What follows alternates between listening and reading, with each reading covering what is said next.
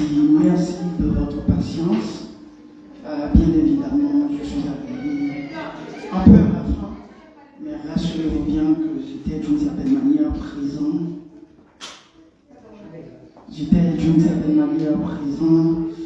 Et donc vous m'avez d'une certaine manière également manqué. Donc j'ai tout fait pour vous retrouver. Et donc, pour marquer d'une certaine manière cette absence éphémère, je vais vous lire quelques poèmes édités dans la maison d'édition Milo Paris, que je suis associé partenaire et que j'ai avec moi 5 recueils de poèmes. Je vais vous lire 3 ou 4. Et j'espère également que vous allez apprécier. Pour me présenter, je suis Donnel Saint-Just, d'origine haïtienne.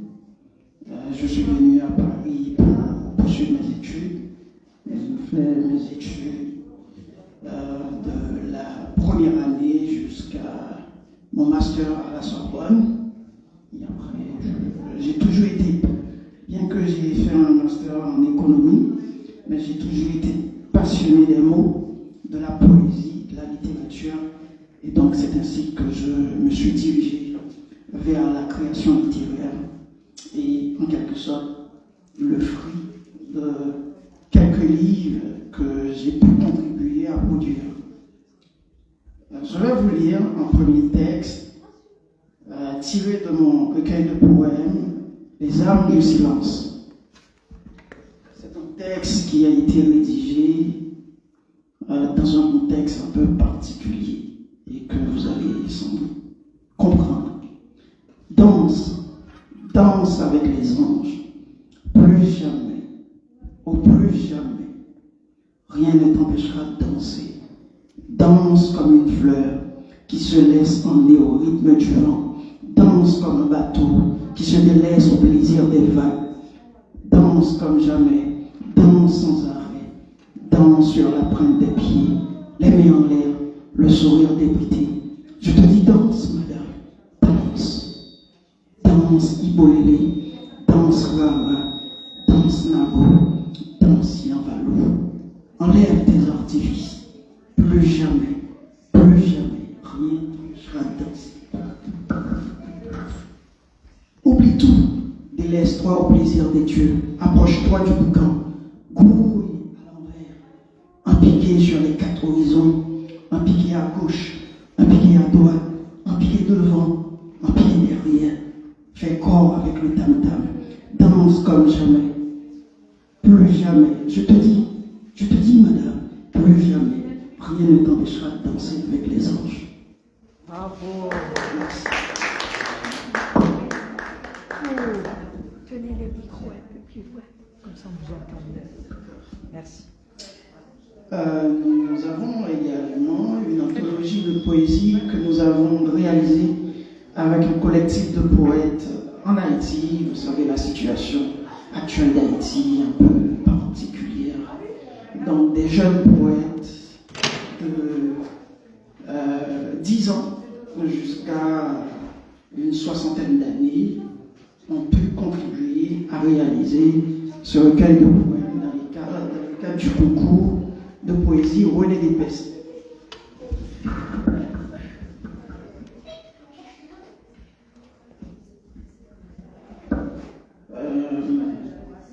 L'extrait que je vais vous lire s'intitule « Ta renaissance ».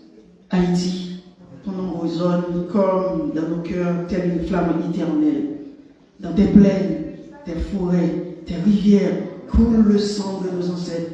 Et dans tes montagnes, tes vallées, tes fermes, battent les cœurs de pierre de tes enfants. Ta peau bronzée, tes yeux noirs, tes lèvres rouges comme le sang nous rappellent ta beauté, ta victoire. Dans tes tambours, tes chants, tes danses, ton histoire est écrite dans la douleur, mais dans tes yeux brille la fierté. Tu te lèveras surmontant tes frayeurs, Haïti, si belle, vraie beauté. Tes rues sont séchées de débris, tes murs tombent en ruine, mais dans le cœur des tiens, l'espoir grandit. et se puisent les rivières cristallines. Haïti, tu es naîtras de tes cendres, tel un soleil levant sur l'horizon, et bientôt tous les peuples chanteront en chœur ta renaissance au levant de la liberté, de la paix et du feu. Haïti, tu es naîtras de tes cendres.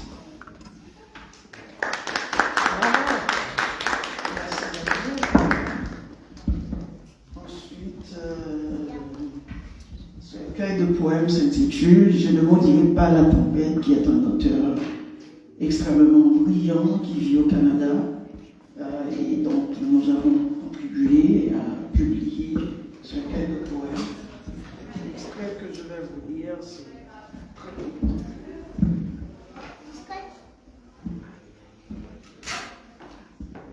Senti, dans la tête du poète, aucune temporalité des signes. Les mots dansent, comme la chair ou féline au vent. Lente n'est point sa démesure, lente n'est point sa demeure. La muse est nos mains.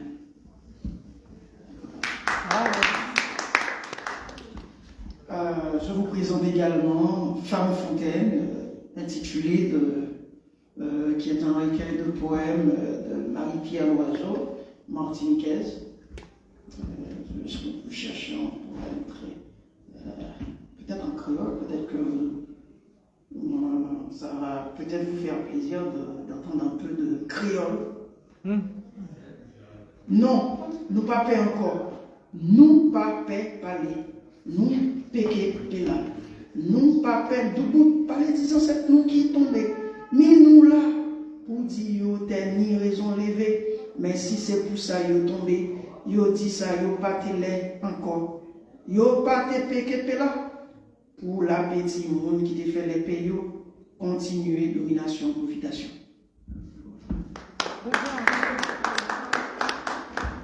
Et ce recueil de poèmes songe donc André Fouad, qui vit aux États-Unis. Il sera bientôt à Paris, dans le cadre du Salon du Livre haïtien de Paris. Et donc, je vais vous lire un extrait. Blues Doctor. Il est mort avec un poème à la gorge. Ce fut un chant de rédemption de l'homme d'oiseau en chute libre. De traversée en traversée, nous savions toute la vie. Promesse de poupée, de cire flétrie à la porte de l'aurore barbelée. Merci. Merci. Il y a quelqu'un qui peut lui poser une question par rapport à son Si vous avez des questions, je suis ouvert. On continue la soirée littéraire. On attend que vous commencez à poser la question. Pour être motivé. Ça fait longtemps que vous écrivez de la poésie? Il y a une tradition en Haïti qu'on commence le plus souvent très très jeune à écrire. J'ai été directeur d'un courrier dans mon collège, alors que j'écrivais à partir de 8-9 ans. J'ai un oncle un peu célèbre qui est poète, écrivain, avocat.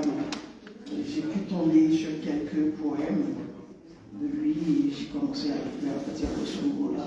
En plus, il y a la chansonnette française qui dépend de l'école que vous faites en Haïti, donc, surtout l'école montréaliste. Donc vous avez de la poésie, cette volonté d'écrire, surtout que j'étais timide pour envoyer des petits messages à des filles que j'appréciais. Que vous aimez peut-être? Pardon? Que vous aimez peut-être, pas apprécier.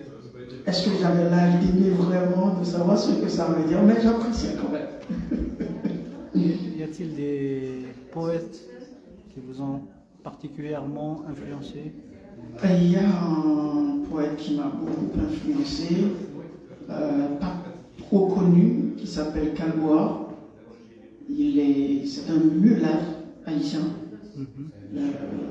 C'est quelqu'un qui vient d'une famille bourgeoise, mais qui s'est déclassé, mais qui était un poète. Il se retrouve un peu évasif. Il est en ça et là, mais c'était un excellent poète. Ensuite, il y a René Lépès que vous connaissez, Victor Hugo. Victor Hugo que j'affectionne particulièrement en tant que poète français. Après, il y a d'autres poètes comme Aimé Césaire, Édouard Glissant, Léopold Sédar Senghor. Et j'ai constaté une chose aussi, qu'il y a beaucoup de poètes haïtiens que je connais ici en France. J'étais vraiment intéressé. Pourquoi? Oh oui, il y a très peu de Parce que romanciers vous-même- haïtiens, mais beaucoup de poètes. Ouais. Parce que on grandit dans ça, on grandit avec la chansonnette française. Moi, j'avais ma cousine avec laquelle j'ai grandi, qui avait son cahier rempli de chansonnettes françaises. Parfois, j'ai pris son cahier pour aller me cacher quelque part pour apprendre. Et c'est ainsi que naît cette volonté d'écrire aussi. Un peu comme j'écris des chansons également. Des chansons également. C'est dans l'âme haïtienne. Vous avez des projets d'écriture? Oui, il faut savoir aussi que je travaille énormément avec des personnalités politiques dans le cadre de leur biographie. Et j'écris un roman également qui est quasiment terminé, qui s'intitule La somme de nos vies. C'est un condensé de certaines expériences que j'ai pu vivre. Et j'ai mis ça sous forme romancée. Je travaille également sur d'autres projets pour des personnes en tant que ghostwriter ou prête-plume. Merci. Merci pour. Merci à vous. On s'excuse aussi pour. En fait, on aurait aimé vous y arriver avant, vous présenter au public, il y avait du monde. Mais on aura d'autres occasions peut-être. J'ai un grand public. Merci beaucoup. Merci à vous. Merci pour ce honneur. Merci infiniment.